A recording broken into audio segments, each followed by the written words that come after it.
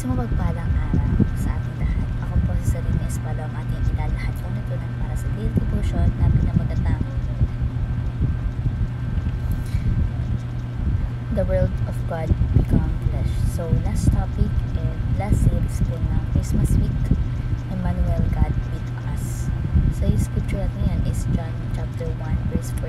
Sinasabi na the word become flesh and made his dwelling among us. We have seen his glory, the glory of the one and only Son, who came from the Father, full of grace and truth. At sa Tagalog, naging tao ang salita at naninirahan sa piling namin. Nakita namin ang kalwalhati ang tunay sa kanyang bilang isa-isang anak ng Ama. Siya ay puspos ng kagandahan, loob at ng katotohanan. So yung katuruan po natin ngayong umaga is number 1. Jesus is the Word who become flesh. So dito sinasabi na ang Word, lagos yan na tinutukoy dito ay si Jesus na naging tao upang ipahayag ang Diyos sa ating harapan. Ang Diyos ay hindi na natili sa kalangitan, kundi ipinakita ng kanyang sarili sa pamamagitan ng katawang tao na si Jesus. Si Jesus ang pinakamaliw na nagpapakita ng kalooban at plano ng Diyos para sa katauhan. So Jesus is the Word who become flesh. Number 2, Jesus is the love who become an act. So sinasabi dito na ang pag-ibig ng Diyos ay hindi lamang isang konsepto o salita. Ito ay pinakita sa pamamagitan ng mga gawa. Ang pinakamata sa papakita ng pag-ibig ng Diyos ay ang pagbibigay kay Jesus bilang sakripisyo para sa ating mga kasalanan.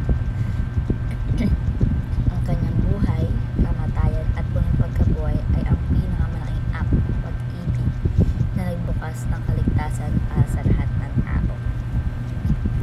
So Jesus is the love who become an act. And number 3 is Jesus is the sinless one who becomes sin. Kasi sabi ko na si Jesus ay walang kasalanan, no? Siya ang tanging tao na namuhay, nagganap na matuwid, malinis, walang bayad ng kasalanan. Ngunit sa kanyang kamatayan sa krus, inako niya ang kasalanan ng buong sangkatauhan. Ang mga kasalanan natin ay ipinako na rin sa kanya.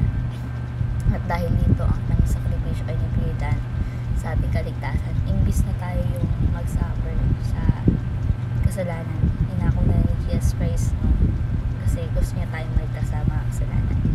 So grabe ang Diyos, talagang mabuti. So Jesus is a sinless one who becomes sin. So being application po is number 1, embrace uncomfortable life. So bilang mga followers ni Jesus, sinatawag tayong magsakripisyo at yakapin ang mga pagsubok at discomfort sa buhay. Si Jesus mismo ay dumaan sa paghihirap, no? Kaya tayo rin ay tinuturuan na hindi iwasan ang hirap, kundi tanggapin ito bilang bahagi ng ating pananampalataya. So let's embrace uncomfortable life. Halimbawa nito yung mga, kung mayroon tayong mga pagsubok na naranasan sa work, sa school, sa family, imbis na magreklamo o maghanap ng maling way para malagpasan yun, yakapin natin ito, no? Gawin natin bilang opportunity, no? Upang lumago at magtiwala kay Diyos na kasama natin ang siya sa bawat takpang natin sa buhay. So number 3 is love God with all your entirety. So ito, ang pagmamahal kay Jesus Christ ay hindi lamang sa salita, kundi sa ating buong pagkatao.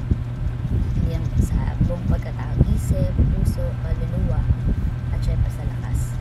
Jesus mismo nagpakita ng ganitong uri ng pagmamahal at tayo rin ay tinatawag na ibigay ang ating buong buhay sa ating Panginoong Jesus. Halimbawa, kung ikaw ay mga decision na kailangan gawin, ilagay sa unahan or unahin lagi natin si Jesus Christ, no? Na humingi tayo ng wisdom and knowledge na bago tayo gumawa ng decision. Number 3 is be grateful to God every day. So dito sinasabi na ang pagpapasalamat ay isang mahalagang bagay ng pananampalataya. Araw-araw may dahilan tayo upang pasalamat sa Diyos. Ayun yung pagkabuhay pala natin or pagkagising sa umaga, diba? Mula sa simpleng biyaya ng buhay sa mga maliliit na bagay at higit sa lahat sa kaligtasan na ipinabot sa atin ni Jesus Christ. So bawat araw, bago ka matulog, maglaan ng oras para mag-pray. Diba? Bago mo gawin or hawakan yung cellphone mo,